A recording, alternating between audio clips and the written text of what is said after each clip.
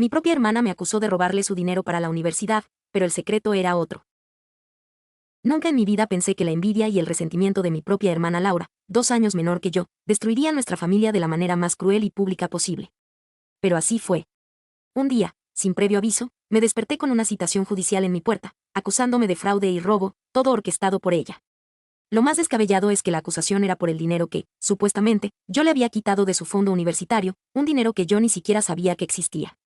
Esa mañana mi mundo se vino abajo, y el de mis padres también, porque ellos se vieron arrastrados a este torbellino de acusaciones falsas. Laura y yo siempre tuvimos una relación complicada. Desde niñas, ella era la princesa de la casa, la más pequeña, la que mis padres siempre consentían. Yo era la mayor, la responsable, la que siempre tenía que dar el ejemplo. No me molestaba, al principio. Pensaba que era el orden natural de las cosas. Pero a medida que crecimos, esa dinámica se convirtió en una espiral de competencia y celos de su parte. Cualquier logro mío era minimizado, cualquier error mío era magnificado. Cuando fui aceptada en la universidad con una beca completa, Laura montó en cólera, no entendía por qué yo, la fría y calculadora, había logrado algo tan grande sin que le costara un centavo a mis padres, mientras ella batallaba para entrar en una de menor prestigio. Mis padres, por supuesto, celebraron mi éxito, pero también se esforzaron en recordarle a Laura que su turno llegaría, que ellos la apoyarían con sus estudios. Yo, inocentemente, creí que todo eso se quedaría en una simple rabieta de hermana. Qué equivocada estaba. Después de graduarme y conseguir un buen trabajo en una empresa de tecnología, me esforcé por ayudar a mis padres. Siempre les mandaba dinero, los llevaba de viaje, les compraba cosas para la casa. Laura, mientras tanto, seguía en la universidad, financiada enteramente por ellos. Nunca le pedí nada a mis padres para mis estudios, ni un solo peso. Mis hermanos decían que era mi orgullo, yo decía que era mi independencia. Laura siempre lo veía como una afrenta personal, como si mi éxito fuera una crítica a su falta de ambición, aunque nunca lo expresé de esa manera. Siempre tienes que ser la mejor, ¿verdad, Elena?, me decía con esa sonrisa condescendiente que tanto odiaba.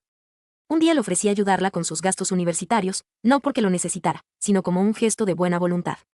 Ella se negó rotundamente. No necesito tu lástima, Elena. Mis padres ya me dan lo que necesito. Esa fue la última vez que intenté tenderle la mano. El verdadero problema comenzó cuando mis padres decidieron vender la casa de la abuela, una propiedad que habían heredado y que, por cuestiones sentimentales, habían mantenido vacía durante años. El dinero de la venta, una suma considerable, lo depositaron en una cuenta bancaria a nombre de los tres, pero con la instrucción de que una parte se usaría para futuros gastos universitarios de Laura y el resto para imprevistos familiares. Mis padres siempre fueron muy discretos con sus finanzas, así que nunca me hablaron de ese fondo específico para Laura. Yo solo sabía del dinero en general. Me pareció bien, era su dinero y ellos decidían qué hacer con él. Confiaba plenamente en mis padres y nunca se me ocurrió cuestionar sus decisiones. Lo que no sabía era que Laura sí lo sabía. Y había estado haciendo planes en secreto. Laura, siempre con ese aire de víctima, se convenció de que yo, la hermana exitosa e independiente, quería despojarla de su derecho. Un día, mis padres tuvieron una discusión fuerte con ella por su bajo rendimiento académico y por su constante actitud de derroche, por lo cual le congelaron parte del dinero que le daban. Laura pensó que yo estaba detrás de esa decisión, que yo los había manipulado para que le quitaran su dinero. Y así fue como la semilla del resentimiento germinó en su corazón. Ella, en su mente retorcida, construyó la idea de que yo estaba robándole su herencia, su futuro, para mi propio beneficio. Todo, por supuesto, sin una sola prueba. Pero cuando la rabia ciega, la lógica es lo primero que se pierde. Unos meses después, la Universidad de Laura la notificó de que le retirarían la beca por su bajo rendimiento. Mis padres, ya cansados de sus irresponsabilidades, decidieron que ya no le darían más dinero hasta que ella demostrara un compromiso real con sus estudios. Esa noticia fue la gota que derramó el vaso para Laura. Me llamó histérica, acusándome de haber envenenado la mente de mis padres, de haberles dicho que le quitaran el dinero. Intenté razonar con ella, explicarle que era su responsabilidad, que los estudios eran suyos, pero ella no me escuchó. ¿Sabes qué, Elena? Voy a demostrarles a todos la clase de persona que eres, me gritó antes de colgar. No entendía a qué se refería hasta que la citación judicial llegó a mi puerta. Me estaba demandando por malversación de fondos y robo agravado. El dinero de su universidad era el supuesto motivo. Mis padres estaban devastados. No podían creer que su propia hija estuviera haciendo algo así. Intentaron hablar con Laura, pero ella se negó a escuchar. Ustedes siempre han preferido a Elena, ¿verdad? Siempre la han defendido. Ella me robó, y voy a probarlo, les dijo con una frialdad que me heló la sangre. El juicio fue un circo mediático, digno de una telenovela. Laura se presentó con un abogado que, claramente, estaba buscando fama. Las redes sociales se llenaron de noticias sensacionalistas. Hermana exitosa roba el futuro de su hermana menor. Drama familiar por herencia millonaria. Mi reputación, la que tanto me había costado construir, estaba siendo pulverizada. Mis amigos me miraban con desconfianza. Mis compañeros de trabajo susurraban a mis espaldas. Era una pesadilla de la que no podía despertar.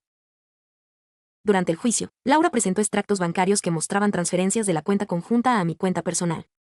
Mis padres se sorprendieron, yo también. Recordé que, en efecto, había hecho algunas transferencias, pero con su permiso y para pagar gastos médicos de mi padre, una operación que había sido urgente y costosa. Ellos me habían pedido que lo hiciera para no tener que mover el dinero de otras cuentas.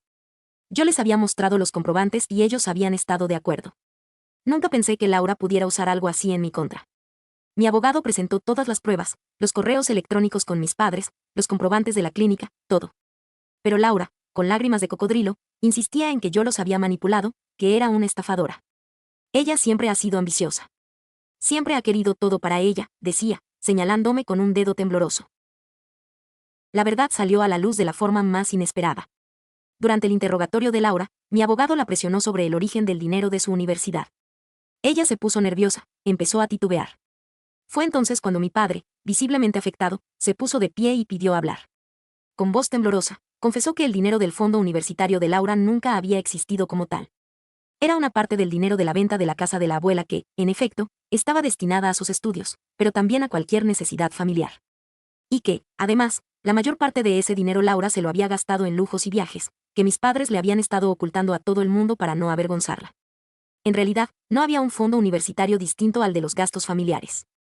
Y el dinero que supuestamente yo le había robado era el que mis padres me habían autorizado a transferir para la operación.